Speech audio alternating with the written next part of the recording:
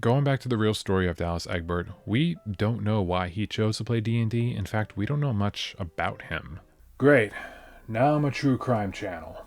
William Deere was the private eye hired by Dallas's parents to find their son, whom at this point was missing for a couple days, with no leads on where he was from the police at Michigan State. In David Ewalt's book Of Dice and Men, the story of Dungeons & Dragons and the people who play it, he described Deere as a, quote, press happy dick. And I agree. Picking up a copy of The Dungeon Master, Deere's account of finding Dallas, you are shown this photo of him.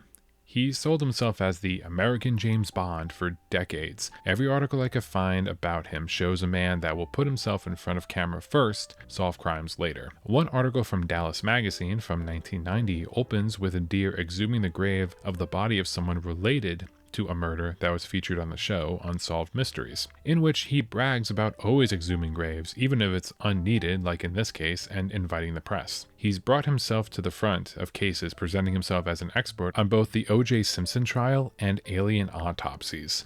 In regards to the O.J. trial, Deere has written 2 books a decade apart, falsifying so much that journalist Tony Ortega from the Village Voice broke it all down not just once, but twice, with the anger just fuming from his words. It seems Ewalt was pretty spot on about calling this Chief Wiggum with a bow tie a press-happy dick. What I'm trying to say is boo. Boo this man. And more importantly, boo me for buying a copy of The Dungeon Master, giving him real money. The book opens up with Deere selling his story of finding Dallas as more exciting than the time he rescued children in a shootout from kidnapping cultists in Erie, Pennsylvania. There is no record of anything like that happening. Everything about Deere's account reads like a bad detective novel. From mysterious people showing up only to flee till the time is right to reveal a secret, to underground societies refusing to cooperate, dangerous tunnels that's so hot no man can survive longer than a minute down there. Which is it, Bill? Are the kids playing in the tunnels, or is it impossible to be in there because of the heat? They're literally called maintenance access tunnels.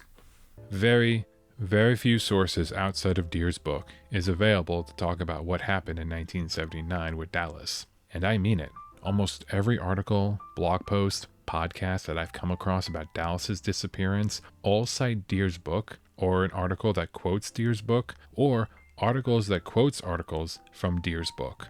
It all flows from this book, The Dungeon Master. Very few material exists that don't rely on Deere for info, and some of those are hidden behind a paywall. So it's Deere's depiction of events that is available and republished over and over again. At the end of the investigation, Dallas's family says that Dallas called his mom, whom she encouraged him to call Deere, and then his friends brought him home. But according to Bill Bond over here, Dallas called him directly, told him where he was, and flew all the way down to New Orleans personally to pick him up, not before getting into altercations with some mysterious men wanting to keep Dallas there.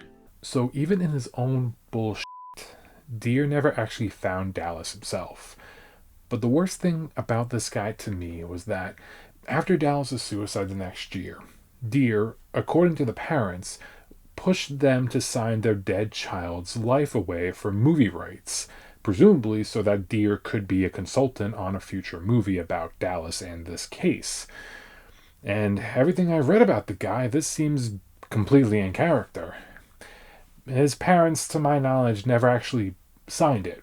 They've been keeping mostly out of the limelight, instead starting a memorial fund in their son's name that I would send a link, but it's long past after all these years.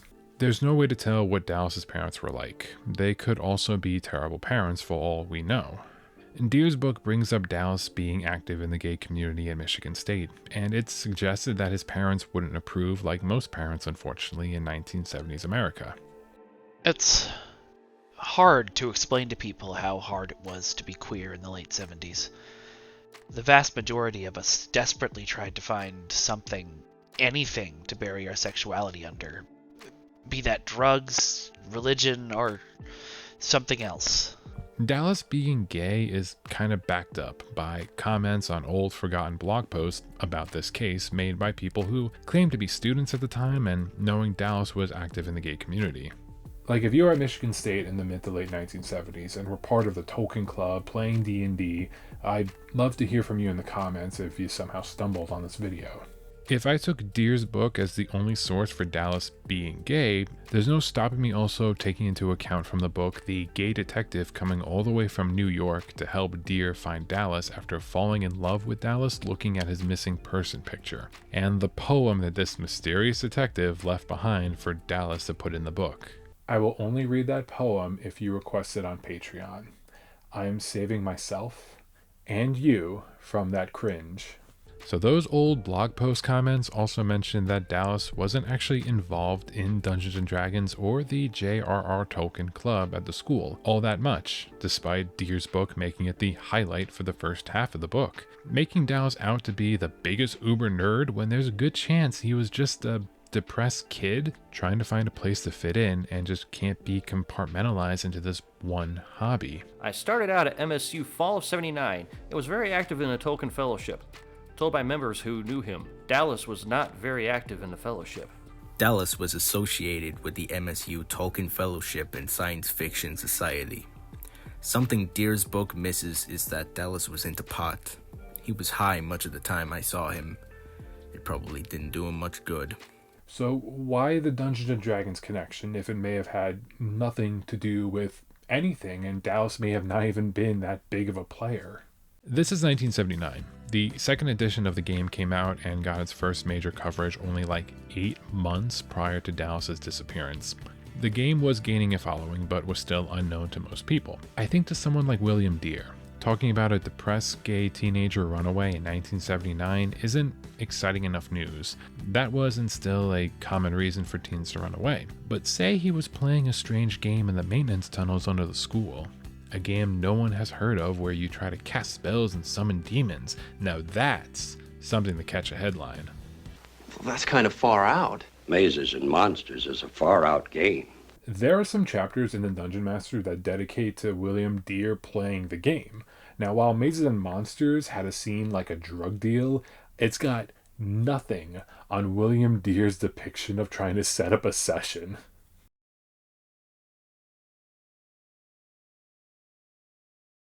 Like, what is this? Why is it like this? The Dungeon Master was published in 1985, at the height of the Satanic Panic coinciding with the height of D&D's fame under Gary Gygax and TSR. Any publicity is good publicity, I reckon. By that point in 1985, Dallas wasn't the only suicide connected to the game, nor was he the most high profile. While Dallas's parents mostly stayed out of the public eye, deciding to grieve in private and focus on a memorial fund, Patricia Pulling went in the opposite direction. The Pullings came home one night 3 years ago and found Bink, their son, dead on the front lawn of their home in Montpelier, Virginia.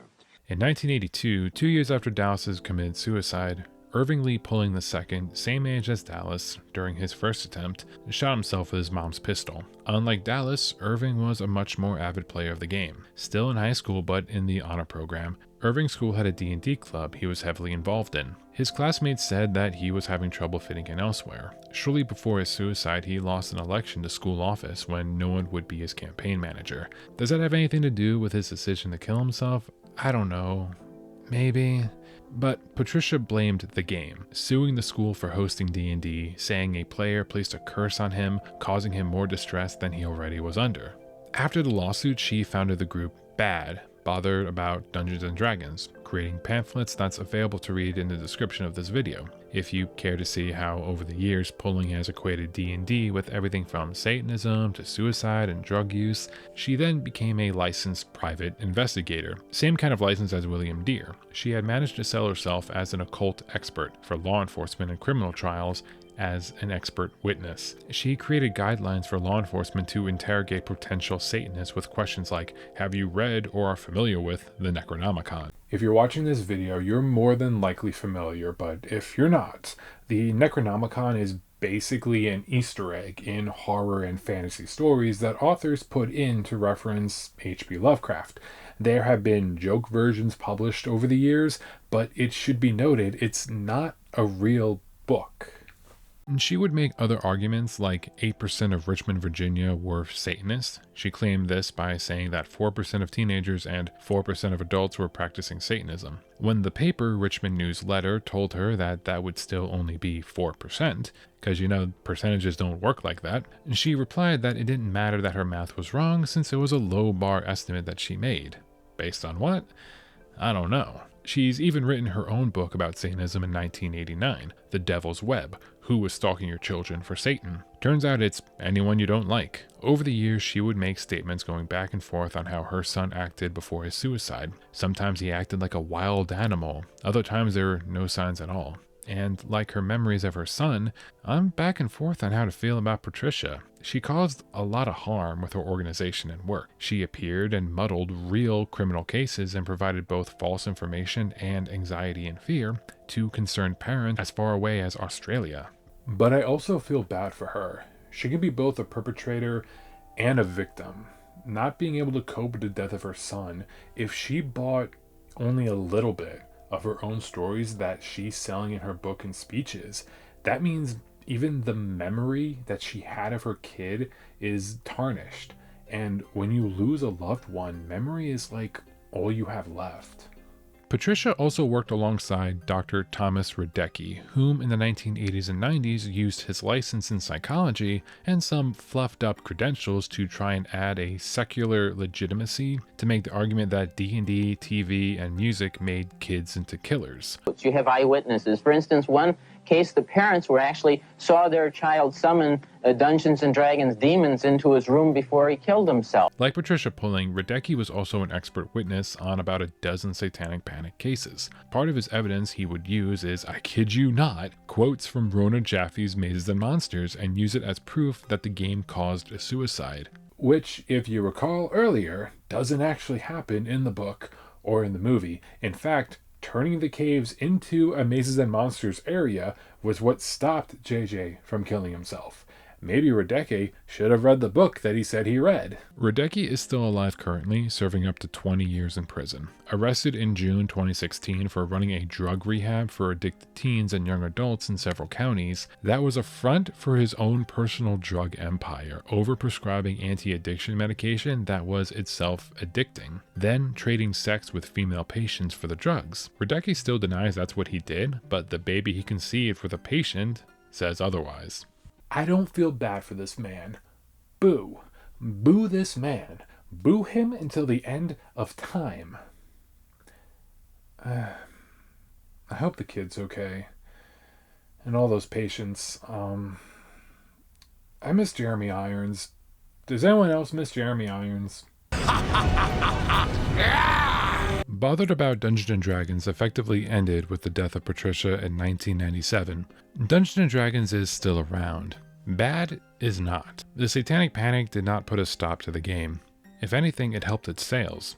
Major big box department stores did stop selling the game, but according to Gygax, they could barely keep up with the demands. TSR went under anyway, so what happened? It's a combination of factors like all things. Ben Riggs, in his book Slaying the Dragon, A Secret History of Dungeons & Dragons, refers to what he calls the RPG consumption problem. Essentially, the RPG consumption problem is when you, as a customer, you put money down for the main rule books for games like D&D. With these three, you're set for life. Literally, you no longer need to purchase any other official Dungeons & Dragons products to play the game. Like, this rulebook I've had for over a decade now. I'm still a fan of the game, so I have bought other products from the company, expansion packs, adventure modules, etc. But that's a choice on my part. I have the Player's Handbook, and I share it with my friends that don't have one, meaning players can play the game without owning it like any other board game. Many people have old copies of Monopoly or Uno from decades ago that still work. Hasbro, who owns Wizards of the Coast, who owns D&D, isn't getting more Monopoly money out of me because I got the game. Another reason was competition from other tabletop role-playing games that could cater to different player tastes. You want a sci-fi setting? You can get one. You want to be a Star Wars or a Ghostbuster? You got that in the 90s. You want a game that isn't as complicated as the older editions of D&D? Tunnels and Trolls mentioned before caters to that. To quote of Dice and Men again about what I mean about complicated rules, I decided to be a thief, but then I rolled and got a 6 for dexterity. The rules set the minimum for a thief at 9. I erased the character sheet and started over. My highest score, a 13, was wisdom, so I decided to be a cleric instead. But then I started talking to the other players, and we realized we didn't have a dwarf in the party, a crucial ingredient due to their ability to find their way underground. So I erased and started over. A slow but strong dwarf cleric. I liked the idea, but then I realized the rules forbade dwarves from becoming clerics. I erased and started over, and so my human thief became a half-elf cleric, and the first 90 minutes of a 4-hour game were wasted as we repeatedly tried and failed to create first-level characters. Warlock Holmes would not have survived a second edition as a gnome rogue bard. there was also mismanagement. By 1985, when TSR was at their height in popularity, they were also getting into debt. About 1.5 million at that point. The fact was that when it came to running a company, Gygax and the other owners were pretty good game designers. That's not to say they were idiots, but there were some big mistakes. A Waltz of Dice of Men mentions at this point in time, Gygax was living in a large estate in California to be close to the movie industry to sell D&D as a movie. There was a 3-season cartoon out of this effort. That kind of expense is just a highlight and not a sole reason. Basically, TSR was spending more than they were making, and Gygax's share was eventually bought out, and he was out of the company that he co-founded, and Lorraine Williams took over as CEO. Now, just mentioning her name has probably gotten one or two of you to start typing away. Williams has had her name dragged over the grid squares the last couple decades, from theories that the boss enemy Lady of Pain was created to be a stand-in for her by the game designers, to people sending death threats blaming her for the sole reason TSR went under in the 1990s. She has been quiet the last couple decades, finally coming out to a Walton of Dice and Men, not really saying much or revealing anything, only to really say that she didn't really understand D&D, but is sad to haven't been able to save the company. And to be fair, she came in when the company was already in trouble. And that's not to say that she made all of the right choices. Her family owned the 1920s pulp sci-fi series Buck Rogers intellectual property, and pushed for Buck Roger products to be made by TSR. In a time where Conan the Barbarian and Flash Gordon were making a comeback from that era, that made some sense that another old product from 50 years ago can too. Buck actually did come back already with a 2-season show ending little less than a decade before Williams took over for TSR. Because her family owned the property, there wasn't worry about buying it from someone else or paying royalties. There was just a problem. No one wanted Buck Rogers, or at least not enough people liked it to warrant such a big push by Williams for a new tabletop game, comics, novels, etc. Speaking of comic books, the Dungeons & Dragons name was sold to DC Comics, so TSR couldn't publish their own big product in comic book form. TSR then lost Margaret Wise and Tracy Hickman, the authors of the Dragonlance D&D novels, to another publishing company that could give them a much higher salary than TSR could afford. To give you guys an idea, these two were to D&D what Timothy Zahn was to the Star Wars novels in the 1990s. Very talented writers that made these name brand novels their own, beloved by fans, even so far as, according to one story, an Afghan war veteran handing his medal to them, thanking them for writing these books that kept him company during his deployment.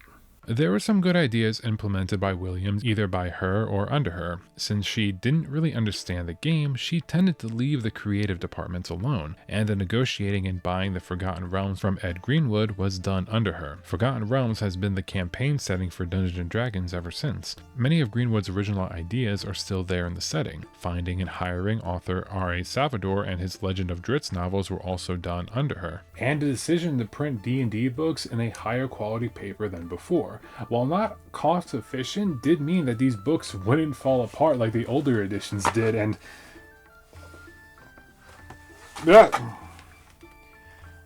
I did say I had these for a decade.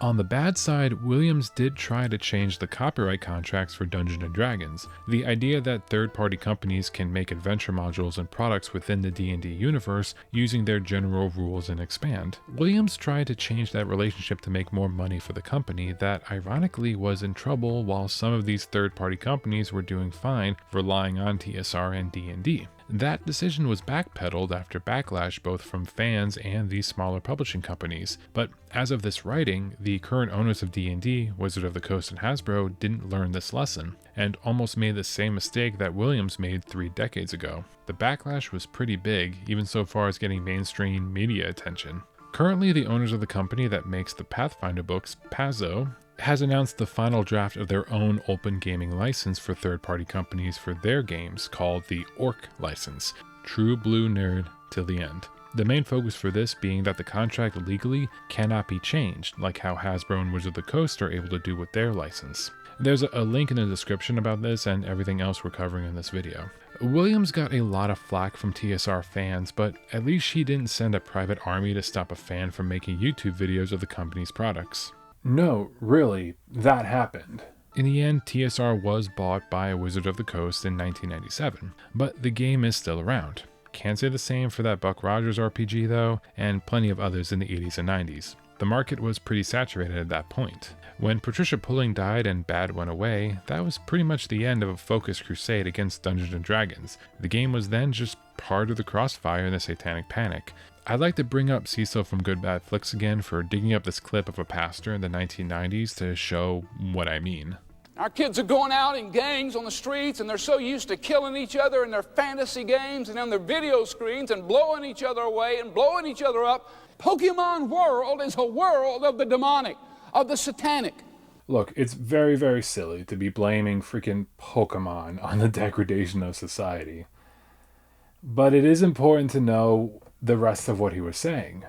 That pastor was throwing just about every anxiety he could at the wall, even going back to the try and true well of Dungeons & Dragons, which at that point in the 90s was in such dire straits that some random 20-year-old could buy the movie rights. If that doesn't make any sense to you, that's because it's a panic. Fueled by a first generation of baby boomers that didn't relate to their parents' lives growing up and very, very much didn't understand or relate to their Gen Xer generation as they grew up. There's actually a pretty good quote about this cultural divide between the generation of Patricia Pulling and her son that sticks with me in, surprise, surprise, Mazes and Monsters. Now, Dr. Drug Kingpin used Mazes and Monsters to lie about D&D causing suicides, but I still think there's some merit in this one passage in the book. Not because it's anything profound, but I think Rona Jaffe was onto something she may not even have known writing the scene. At this point in the novel, Robbie had ran away, and his mom is going on a guilt-ridden, drunken bender. She looks up and monologues to a Robbie that isn't there about her expectations as a boomer generation parent.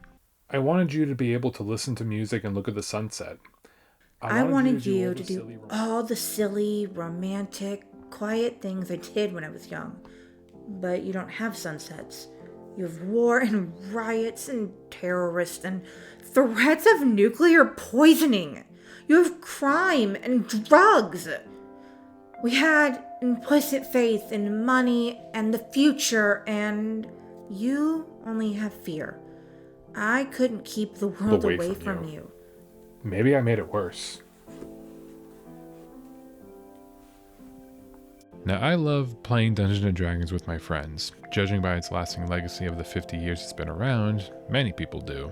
I wanted to make this video for a while, but what really jump-started my decision to begin was the 4th season of Netflix's Stranger Things. During the season, the local high school Dungeons & Dragons group becomes the scapegoat for all the mysterious violent deaths that were happening in the town. Prior to this, religion wasn't anywhere really around, practically non-existent in the Stranger Things version of the 1980s. Then, seemingly out of nowhere, the head jock character becomes a minor antagonist and starts quoting Bible verses. Then I remembered Romans 12:21. Do not be overcome by evil, but overcome evil with good. Since its first season, Stranger Things has been discussed by people much smarter than me on how it portrays a nostalgic view of the 1980s, much more so than an accurate depiction of the era. The creators of the show grew up in that decade. The focus of the show centering on kids and their perspectives shine through. Religion and politics appear in the series, but only minor. Kind of like how a child would see it. Soviet spies hiding away at the local mall of all places, for example.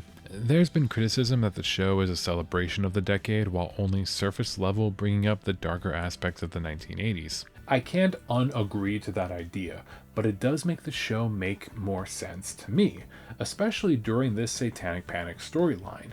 The cultural anxieties that plagued the people that created the panic were worried about many more abstract things than just a game. But to a child of the 1980s, a child now grown up making and watching a show that paints the decade how they remembered it, it makes complete sense why you would have Dungeons and Dragons be the focus of your fictional 80s universe Satanic Panic, when as a kid in the real 1980s, that was probably the biggest impact that you personally had to the panic. Other kids of that decade, though...